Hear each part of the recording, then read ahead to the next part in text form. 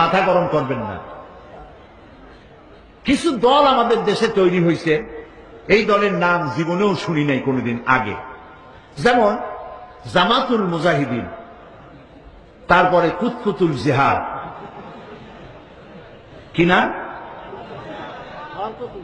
হরকতুল জিহাদ, তারপর লাদেন বাহিনী, তালেবান বাহিনী, হিজবুত তাওহীদ, হিজবুত তাহরীর, পত্রিকার নামগুলি দেখতেছেন না? এই সব নামের সাথে আমার জনগণ, এই দেশের জনগণ কোনো কালেও পরিচিত নয়। এদেরকে আমরা চিনি না, এদের বাপেরও চিনি না, মায়েরও চিনি না, এদের মুষ্টি চিনি না।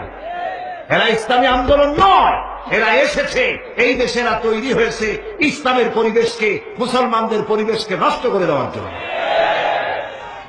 বিভিন্ন জায়গায়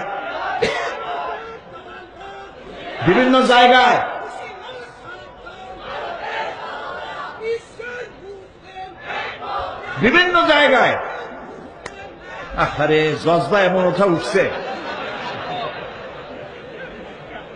সব জজবা যদি এইখানেই খরচ করেন তো বাইরে যে করবেন কি?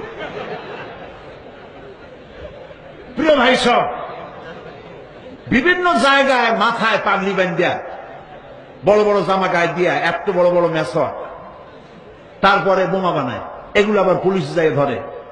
তারপরে পত্রিকা আসে জামাতুল মুজাহিদিন ধরা পড়ছে। তাহলে আমাদের দেশ থেকে একটা সন্ত্রাসীদের বানানো হলো তাদের উদ্দেশ্য, ঠিক কিনা? আমাদের দেশে কোনো সন্ত্রাসী নাই, আর কোন গোপন আন্দোলনে ইসলাম বিশ্বাস করে না। সরকার প্রধান এর পক্ষ থেকে কোনো অর্ডার আসার আগ পর্যন্ত জিহাদের প্রস্তুতি নেওয়া জায়েজ নাই।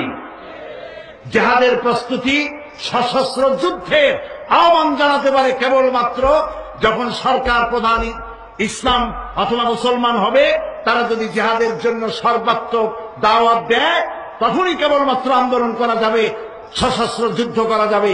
এর আগে বোমা বানাইয়া, পিস্তল বানাইয়া ইচ্ছামতো মানুষ খুন করা, এগুলি করে ইসলামের কোনো লাভ নাই, বরং ইসলামের ক্ষতি হবে। এই কাজটি আপনারা করবেন না অতি উৎসাহী হয়ে।